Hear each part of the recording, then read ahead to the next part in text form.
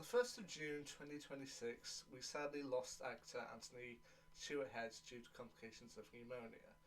His death wouldn't be announced until 4 days later, when his family would reveal the tragic news to the world. And with his death, we sadly lost one of the great geek icons of the last few years.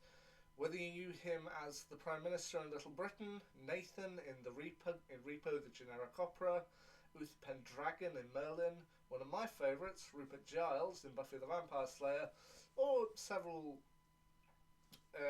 instances he had with Doctor Who, he was a great man and one of the great geek icons.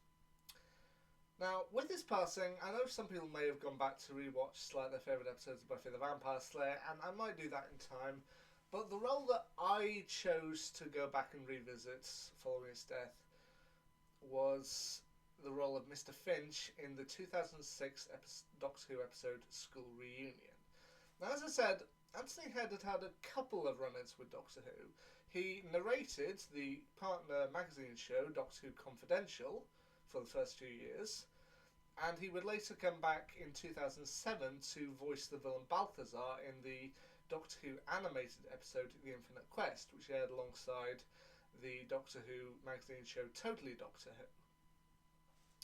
But the role I'm looking at this time around is his live-action role in Doctor Who School Reunion, where he played Mr. Finch. Now, this episode was the third episode of the second series of the revival of Doctor Who and first aired on the 29th of April 2006.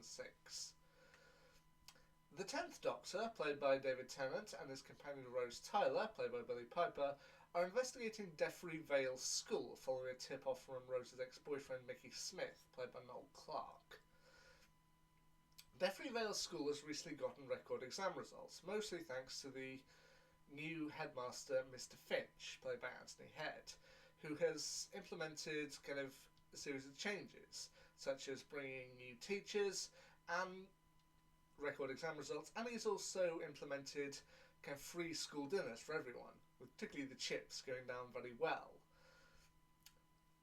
Now, in investigating this, the Doctor also discovers someone else investigating the same situation, that being his former companion, Sarah Jane Smith, played by Elizabeth Sladen. And she also has with her the Doctor's old robotic dog, K9, voiced once again by John Leeson. I do like how this episode does tie in and make it so K9 and Company was actually canon. I mean, they technically already confirmed that with the opening of The Five Doctors in 1983, but it is nice to have it confirmed. The Doctor and Sarah Jane end up reuniting with each other. Sarah Jane and Rose kind of have a talk with each other and don't really get along at first, but it is kind of nice to see when they finally do start to get along. Like, compare each other's adventures to compare who's seen the craziest stuff, and Sarah Jane ending the whole thing with the Loch Ness Monster. Seriously? I found that hilarious, and I happen to know a bit of a behind-the-scenes fact about this, which is that in order to kind of get the right reactions of Billie Piper and Elizabeth Sladen while they were filming a particular scene when David Tennant comes in order to get them laughing hard enough, apparently in between takes they would draw a large fake moustache on him, which apparently had them in howls of laughter. Ultimately, the Doctor, Rose, Mickey, Sarah Jane, K9, and a student named Kenny, played by Joe Pickley, the only student not to eat the chips and therefore not to kind of receive enhanced intelligence from the krillitane oil. Yeah, the monsters are krillitanes. They have to find a way to destroy the krillitanes, stop this, and ultimately what the krillitanes are trying to do is solve the Scasis paradigm, an equation that would kind of give them control over reality, the building blocks of reality. Time, space, matter, there's control. And given that this is what I started this video to talk about, I will admit Anthony Head as Mr. Finch is sinister. He does brilliantly here. I mean, my favourite role of Anthony Head is probably Rupert Giles in Buffy, and he could have sinister moments there, like his moments of Ripper, or where he smashes Snyder up against a filing cabinet, where he chokes out Ben. He could prove he could be very sinister in that role, but there was also kind of a hint of kindness and like the parental aspect of it. Here, that's out the window, and this man is just sinister. I mean, just when they work out what he's trying to do, he steps in and goes, let the lesson begin. He is scary in this aspect, and he did a really good job here.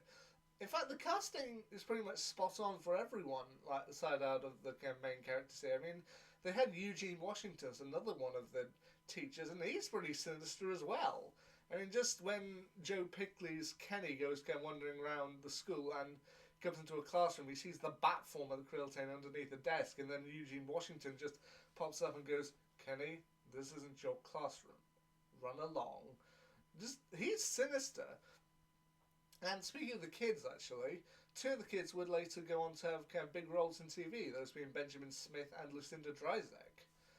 So this is, while I can't say it's one of the best roles that Anthony Head had, it is the one I came back to here, and he does a really good job, and he is going to be missed. He was a great man, and I will say this about School Reunion as well. While I personally think it's not the best episode of Series 2, like, I've seen people say that they think the best episode of Series 2 is probably like The Impossible Planet and the Satan Pit. I personally go for Army of Ghosts and Doomsday, but this is my personal favourite episode of Series 2. It's not the best, but it's my personal favourite.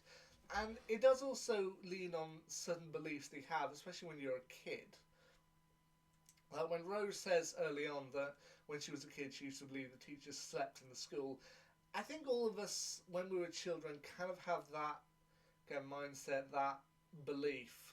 Like, you see someone inside a particular institution, you don't expect to see them kind of outside every day. I mean, I remember when I was like, this episode came out when I was in primary school, and high school for me was like still a couple of years away. I think I was about 9 at the time when this episode came out. I remember being 5, walking through town with my family, and then suddenly my teacher suddenly went, "Hello," and I was just like, I was startled at the time because I didn't expect to see them outside school.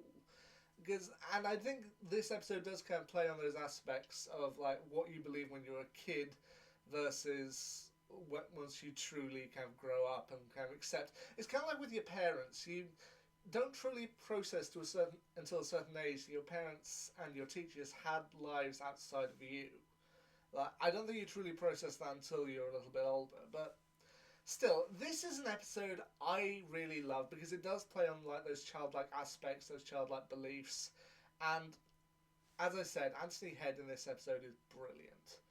He is going to be missed, and I'm glad I went back to revisit this episode for him.